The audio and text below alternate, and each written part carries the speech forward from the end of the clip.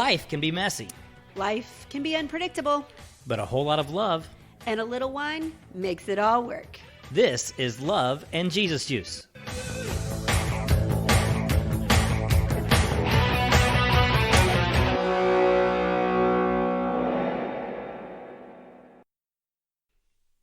Hey, Paula. Hey, Kirby, What are we drinking on this gorgeous evening in Indiana? we are drinking Gnarly Head Gnarly. Old Vine Zen. So, the first question is Old Vine. So now I have to look that up, which I have not yet, but I'm curious. And it's supposed to be, I love the description. So I love that on the back of this bottle, I love how this says, gnarly vines aren't pretty. The twisted grapevines that give our wine its big, bold flavors have struggled and survived by digging deep. That's where the good stuff is, at the edge of what's possible. There's a lot of philosophy in I that know. label. I just wanted to read that part because I think it's awesome. Yes.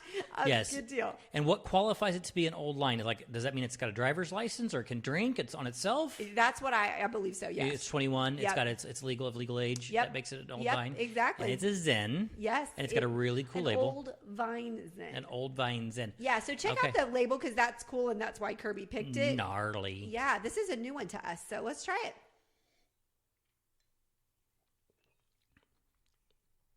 Oh, I think I like that. It is dry, but to me it has that Zen little bit of sweet behind it. Yeah, and we've been doing a lot of drier Zens lately. This is not as dry as some of the Zens we've gotten from like real winery type places Yes. as opposed to mass distributing, which this is a Yes, mass distributing this bottle. was from the CVS. The CVS. And I learned something really important when I was at the CVS. Oh, what was that? There is an incredibly fortunate gentleman roaming this world. Oh, So I'm getting ready to leave, and one of the employees comes in and says, "Hey, did you find the recycling?" okay. And I was looking at her with kind of a dumbfounded look, and the other guy says, "I think that's a different person." And she said, "Oh, you look like somebody that was just in here." So there is a very blessed man out there that looks a lot like me. Oh, It's very fortunate. I totally agree. Did you ask more questions? I or you did just not. let it I did go? not. I'm just like, that's a lucky fella. Yeah. That's yeah. an absolutely lucky fella. Yeah, I Okay. totally agree. So Okay, so that happened at the CVS. That happened at the CVS. Absolutely nothing to do with anything, but Okay. I thought it was a neat story. Gnarly Head Old Vine Zen. I'll get back to you on if Old Vine actually means anything or if it's just a Cliffhanger. yeah Cliffhanger for future episodes. There you go. Yep. To do the research and so they can come back to us in future weeks if they don't want to Google it on their own. Which is probably better. Yeah. Yeah, because I'm not a detailing person. So, No, but we'll get you there. may be real disappointed. Oh, it has been a gorgeous week in Indiana. Things are opening up. People are getting along. I'm seeing some smiling faces occasionally underneath of those masks. Except for all the riots. Yeah, well, yeah, that's that we haven't had Well, the no, I riots shouldn't around even say here. riots, protests. Well, I they've been full on riots in some places. in some places, but and I don't. Yeah, we probably need Yes, to you're not- right. That's a very good point to bring that up. I live sometimes I'm a little Pollyanna too, and I was in my own little pretty world. We're but not seeing that in Rockville. We're not seeing that in right a little or town of wrong, Rockville. That's not something that No. we're experiencing. No, And- but since you brought it up, let's address it okay, because it is a big issue. it's a huge issue. It's a huge issue, and not one with our lily white skin that we have to run into very often. No, we really don't. It's not something we experience. And here's the thing for me. Most of the times when I see these videos or hear of the stuff that's going on, I like to know both sides. Right. I like to think, okay, what percentage of the video are we getting? What do we really, I mean, hey, if somebody's wrong, let's find out why, if they're really wrong or if it just looked bad, if it was bad optics. I cannot come up with a way that this was just bad optics. Right. Yeah.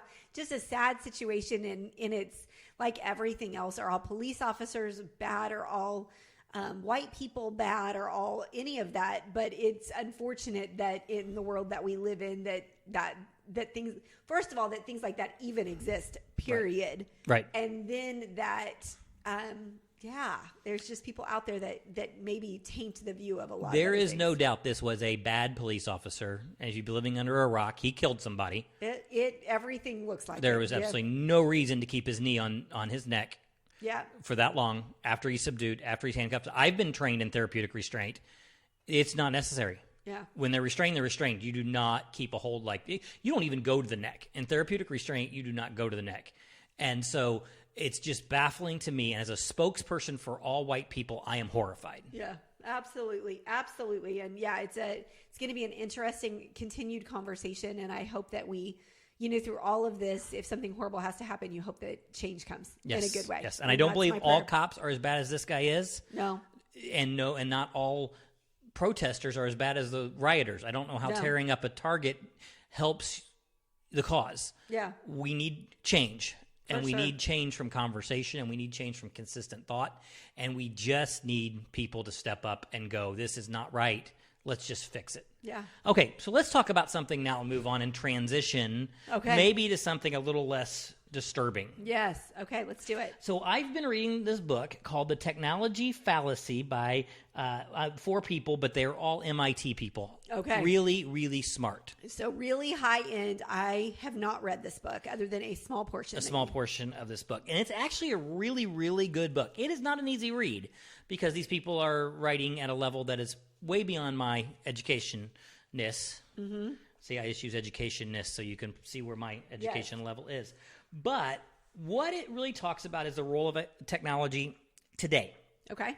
And you could rewrite this book every 5 years probably as fast as it changes. But the chapter that we want to talk about tonight, or I want to talk about tonight, is entitled The Future of Work. Because this book was written pre-pandemic. Which is so interesting. And so when you had me read this, I thought this could have been written yesterday. Exactly. Because it really identifies the stress people go through in disruption, when technology disrupts the way they do business, or when a pandemic forces technology.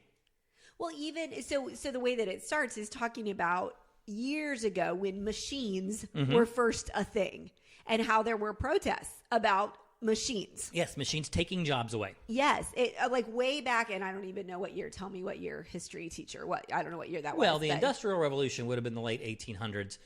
Machines were starting before that, but if you really want to talk about the mass conversion of the cotton gin was early 1800s, but basically from then through 1910, 100-year period of time, we started the process of moving from agrarian farm society to cities, industrial society, and then it's gone even further. Yeah. So just in the beginning of that, it was talking about that first place where it wasn't all human beings, right? And for me, thinking about that, like you said, it changes so regularly that it took me a minute when I thought, oh my gosh, of course, talk about huge shift. I mean, that to go from nothing to there's machines doing stuff was huge. It was. But even with that, it still was able to do it somewhat incrementally over time. Even as late as 1910, 40% of the American workforce were farmers. Right. 100 years later, we're down to 2% of the workforce, which poses the whole paradox of country music, where every single country music song is about farmers on tractors. And you don't think there's that many to write about? There's not that many. Only 2% of the population are actually farmers. Yeah. But yet we listen to it. Yeah, but we listen to it. A lot of people listen to it who are not farmers. Oh, true. Yeah. But anyway, I digress. But what we saw was incremental, steady change moving up through the Industrial Revolution. Then kind of a drastic change. But even inside the drastic change, as people moved into the cities, they went from spending their life on the farm to spending their life in a factory. Yeah, absolutely. Now, Little House on the Prairie, they even did this. Yes. And I mean, all things to me run through, did it happen at Little House on the Prairie? So therefore it's true. Yes. They played fast and loose with the chronology, but there was a transitioning even in that between Paul on the farm and Paul becoming a tailor. In the city. Which he was very, very gifted. Very, very gifted. Lumberman, fixed dams, and was a really, suits. I don't know. A skill that takes apprenticeship and years. Again, we're chasing another rabbit, but that's fine. So what this talks about is right now is that we are at a new period in time. Right. Where we're not making generational changes. We are making changes for generations yearly. Basically. And so how do we go about this? If you are somebody who is 22, fresh off, you just got your virtual diploma, and you're ready to go hit the workforce with a passion and a purpose, and you know what you want to do, and in 5 years, what you want to do, it doesn't even exist as an industry anymore. Right. And I mean, if you think about the last 15 years, that has happened multiple times. Yeah. I mean, where's websites that were like the biggest Napster? Mm-hmm. Big deal, gone. Yeah, absolutely. And it's just crazy. Or take it a step further. You're 35, you're 40 years old, and what's happening to your job? What do you do? And I think now we're in this space where that's happened in the last 3 months. Yes. And I think that's why this particular conversation is so interesting right now in this moment, because we've really kind of put it all down into this 3-month box, for lack of a better word. We super compressed things. Yeah, exactly. And so I think we got an even more a clearer picture of what that is. Yeah. Right or wrong, it's still a clearer picture. They were trying to do telemedicine 15 years ago, and people didn't want to do it. Yeah. Oh, absolutely. And what all has happened, and not that it's all been good. Right. I mean, let's be clear. I don't think it's all been good necessarily, but it's, this is where we're at. This is where we're at. A year ago, people were saying, don't use the self-checkout at the grocery store because it's putting somebody out of a job. Right. And now it's like, can you please use the self-checkout so I don't have to breathe somebody else's air? Right. Exactly. Which is so interesting too. And in this book, it was talking about all of the, how you be, psychological effects. There we go. Yes. There we go. I was trying to get to that word. Societal disruption and substance abuse are higher. So people who are left behind in this process struggle with those things. And again, when I read that, I thought this could be about this time. Absolutely. Alcohol sales have skyrocketed. We're talking about on a wine podcast, but right. Well, yeah. right. But alcohol sales have skyrocketed and they specifically in this book talk about the opioid crisis. Right. And I thought, and so I said to you when I was reading this, I said, of course, alcohol sales have been huge. And then right after that, the next sentence is the opioid crisis. And I thought, oh my gosh, is that where? So that just leads to a lot of, because you have to wonder, why are we having this crisis? And you can put there's a lot of different places that you can put it. But is it because society is shifting and we're fighting it to a certain extent? Well, I definitely think that that's true, but I think there's also been a significant lag in how we are preparing people for society. Yeah. I used to be a teacher, and for years we've talked about needing to end the agrarian style of education.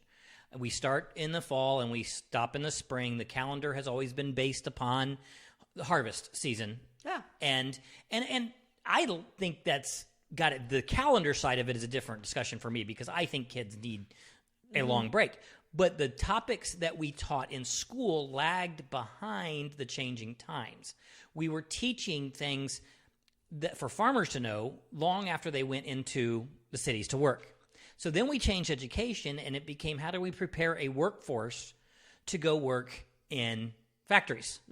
We want to make sure that they're skilled. They've got those skills. And then we said, oh, you know what? We're lagging behind the Chinese in technology. So let's create a model in the schools where we push STEM. And that's been the conversation for the last couple of decades, is we got to push more people in STEM. And we've kind of created this school system where you are driven to the college track. You're driven into STEM. And now all of a sudden we're faced with a time period where, that's not even where we're at because we have artificial intelligence. We have computers taking over STEM. Yeah. Yeah. So we're sending out into the people with a high school degree or forcing them into college saying this is what you need to do, and they're not equipped to handle what's happening. Yeah, and absolutely. So they're falling back into coping mechanisms. Yeah, that's an interesting thought, and I think that very well could be where a lot of this is coming from. And then people are losing their identity. Yeah. When they're told they're not needed anymore. Yeah.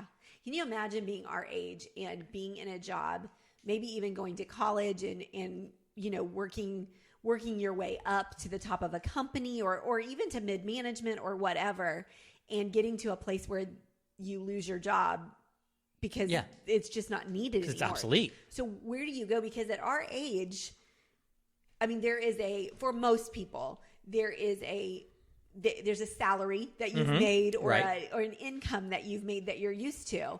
And so if you have to go back and start over in a new career, I mean, Yeah. talk about identity. Now, whether our identity should be tied to that or not is to me, a whole different podcast. But the reality is that that's kind of what society tells us. Well, the nutshell is you need to understand your job may be obsolete, but that doesn't mean you're obsolete. Yes. And that's where this new argument is. We cannot afford not to keep ourselves from becoming obsolete. And we have to put more of an emphasis on learning new skills and new trades. Yeah. And new concepts. Yeah, absolutely. It's all about pivoting, which, again, I really believe in my business during this season. I was listening to somebody speak today, and she was talking about how, unfortunately, those people that are saying after this pandemic or as things loosen up or whatever word you're putting to it, that it'll be then I'll pick it back up. Then I'll go back to work. Then I'll pick my business back up. And the reality is it's not going to go back exactly how it was. Now, there are things that are going to go back, but it will not go back exactly how it is. So I think so many times people think, well, I'll just wait a minute. Right. And I'll go to this next company that's not phasing those people out or those things out. I'll move to this next Kick the problem company. down the road a little bit. Right. And the reality is that it's still going to be there. It's still going to be there. That company will become obsolete. If they don't make the change with the rest of the industry, they'll become obsolete. And like you're talking about in your business, there are going to be people who will go back to normal in the way they do it, but even your customers' expectations of what you're offering to them is now going to be filtered from having been through pandemic. What do you mean you need to come to my house? What do you mean you're not equipped to do something virtually? They now have an expectation. I mean, I do a lot of training. Yeah. And we're talking about in my industry that the expectation of companies going forward is that I can offer training virtually, that their employees can sit at their workstation and get what they can get out of a seminar in person. Yeah, so they're not losing as much of a day. Right. They're doing it within the other things that they're doing. They're not having to travel, because how much does it save companies to not have to send them for a hotel, a plane ticket, whatever. Or bring somebody in. Yes, which again, pay for all of that. Yeah. Absolutely. Yeah. And it's fortunate that one of the companies I represent is working really hard on a new platform right now to say, okay, we used to train for 8 hours in one day. How do we do this virtually in chunks of an hour, maybe over 5 days or 6 days? And to me, that's pivoting and that's going, okay, the technology is not changing. Or actually, the technology is changing rapidly and it's not going to stop changing. That's what I meant to say. How do we keep the values of what we want in that changing technology? And I think it's also, at least in my business, but I think in yours too, there are people that signed up to do it a particular way, and there are people that are no longer going to want to do it because of this new reality. And I think that's okay too. It is okay. It is okay with the back understanding that they may not find a place to play. It's true. And if that's their choice, that's their choice. Well, just like this book said, I mean, people that are left behind are going to struggle because the world's going to look different. And being able to get together with your friends over Zoom is the new reality. Yeah. I mean, I've gotten together with friends that are I've talked about this before, that are in different parts of the country. And I really do think we've been doing it every couple of weeks, every Friday for a few hours. And I honestly don't see us not doing that. Right. I really feel like that is one of those good things. And I hate that we didn't do that before. And going forward, I don't see it changing. And I would hate to think that we would. Right. Because it's created this place this space where we could get together, where we usually are only all together once a year. But it wasn't 3 years ago that I tried to use video conferencing at the affordable level, and it didn't work. Yeah. The bandwidth wasn't there. The quality was not there. So that's how fast it has changed. And I said this a few podcasts ago when we were talking about, boy, aren't we lucky. If we have to have a pandemic, I mean, we're never lucky when we have a pandemic. But if we have to have one now instead of in 2008 or 1998, we've got so many more opportunities. And what I kind of love about what has happened, again, looking at a half-full version of a pandemic, is it has forced a lot of people who were resistant to technology to go, okay, it's time. Yeah. Well, in my business, so we started doing Zoom meetings, 3 years ago? 2.5 Two and a half years ago. 2.5 years ago. And we had continued to do them. Now, we only did one of the things that we do once a week. Right. Was the only thing we went that way. Yeah. A few other things, but not the majority of what we did. And it was a pain to try to train people and get them on. The learning curve was huge. Absolutely. But they picked up on it, and but I got a lot of grief from a lot of people. And what's been so interesting to me now is, and grief, that's probably an overstatement, but questions. Are you sure that's the best way? Questioning that's not how we do this. Why I think you're missing out. And what's so interesting is some of the people that I got the most questions from are the people that are now saying, we'll never go back. Right. And they're saying, the people that aren't picking up on this are lost. And I think, oh, but we picked it up faster because we were willing to do it when it wasn't the most popular opinion. Yeah, it's a winnowing. It's going to be a winnowing, not willow's a tree. It's a winnowing of people in industry. Yeah. And that's just what's going to happen. And one of the interesting stories in this that I thought was true, because I remember this clearly when ATMs came online. Oh. ATMs were supposed to replace the bank teller. They were like the self-checkouts in the grocery stores now. It was viewed as a labor reduction tool for banks. Mm-hmm. And now there are 2 times as many bank tellers than there were pre-ATM days. But they do different jobs. Yes. Now they are in customer service positions, not just transactions. Yeah. And so when you look at this argument over our self-checkouts replacing checkout people, well, they might be. Certainly in the short term, maybe they are. It might be a cost-saving measure. But if you are a Walmart or a Target or a large major retailer going forward, what you're going to realize is you've got an opportunity to take that same staffing, that same dollar you spend on money, and start having your employees roaming the aisles. Now they're watching for theft or loss prevention, where they didn't have to do that before. Now they're asking people, do they need help? Yeah. I've had more people ask me in the stores if I'm finding everything than I had before, because they're bringing in more staff. And so I think we're going to leave this wanting self-checkout, but a higher level of customer service. Yeah. So this quote in here, it says, Tom Freeman suggests that providing care is another way in which people are better than computers. He notes, we used to work with our hands for many centuries.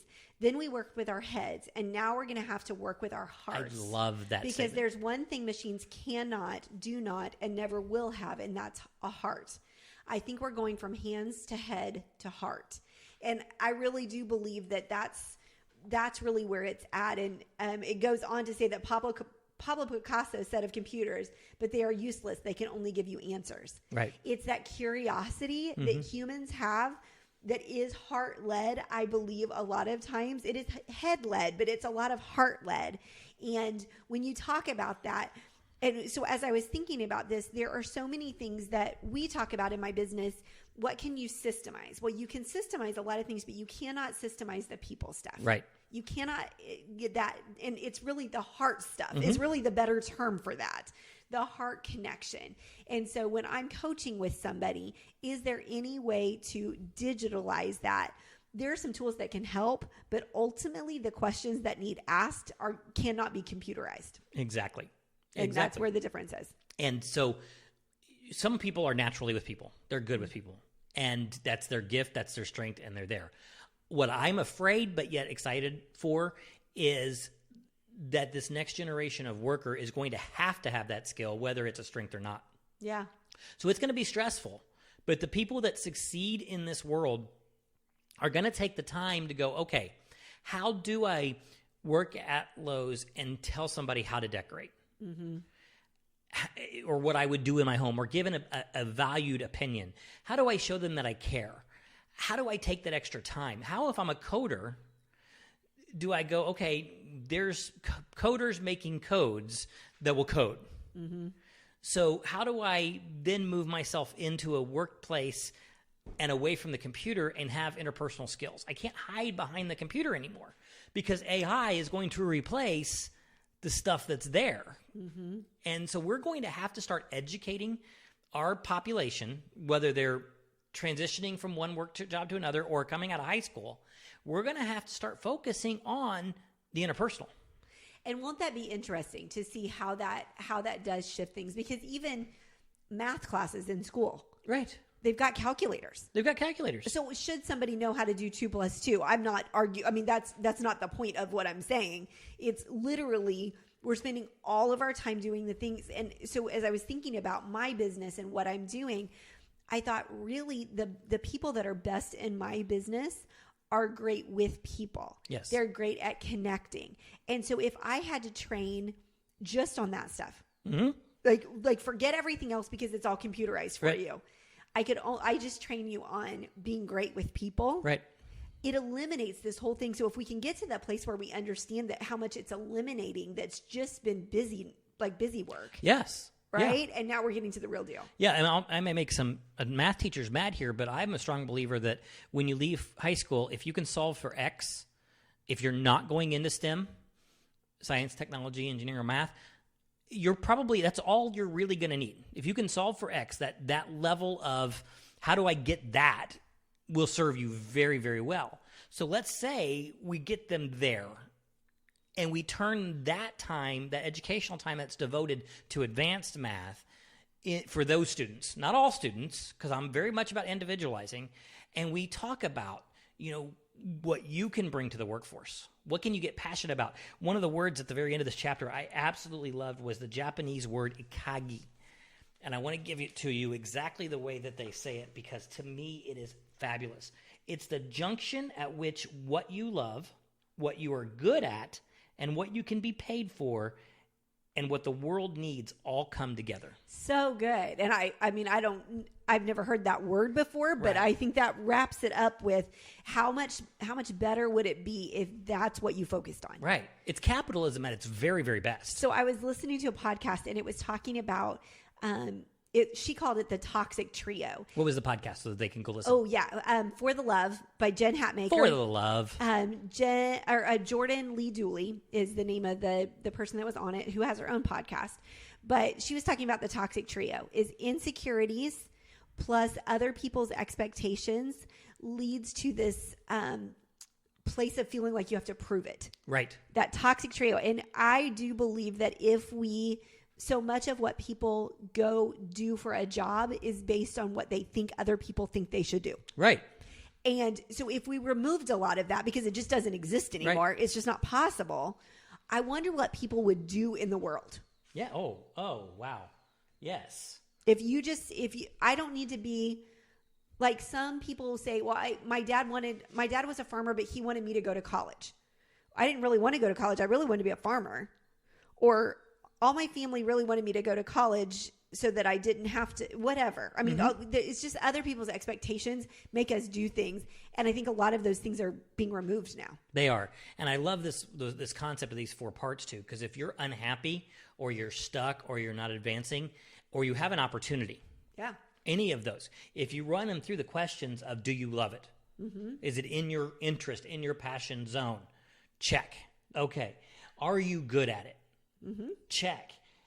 Can you get paid for it? Because we got to. Yep. I mean, you can follow your passion all you want, but if your passion is collecting rocks off the side of the road, well, it just depends on how you want to live, but that needs to be taken into consideration. Yeah, exactly. And does the world need it? Or will they need it after you tell them that they need it? Yeah. Because there's that other part of it too. They may not know they need it yet. But an opportunity, if you filter it through that litmus test, and I'm so excited because I'm actually top secret, not going to share this, but I have an opportunity that I'm working on right now. And I think it really meets these 4 criteria. Yeah. When I go through there. So yes, there's got to be a little mixture, a little dash of luck to go into that recipe. But I love that concept. I'm now from here on out going to judge opportunities against our mission statement and this. Yeah. It's so good. So good. Okay, so that was a great podcast, I think, but I'm biased. Yeah, we're a little bit biased, but you should check out Gnarly Head Old Vine Zen. Yep. Tell us what you think. I would love it. Would you please, for real, listening to my words, would you send us a bottle of wine or tell us where to, we can get one. We can connect with a winery. If you're connected with one, we would love to hear that. And send us some new topics. We've been talking around a little bit lately, and we would just love some, just throw some new ones at us. And I want to throw another challenge at them. Okay. This is going to be unique. This is going to this is audience participation to the nth degree. Okay. If you have another podcast that you love. Okay. I want you to do 2 things. tell us. For sure. But also share our podcast on their social media and tell them they should listen to us. Because if you like both of us, then they probably need to know about us too. Yeah, I love that. Okay. Okay, we're done for another week. And don't forget to rate us, rank us, visit us on social media, subscribe, and do all those wonderful things that keeps us on the air. Paula, thank you. Have a great night. Bye, everybody.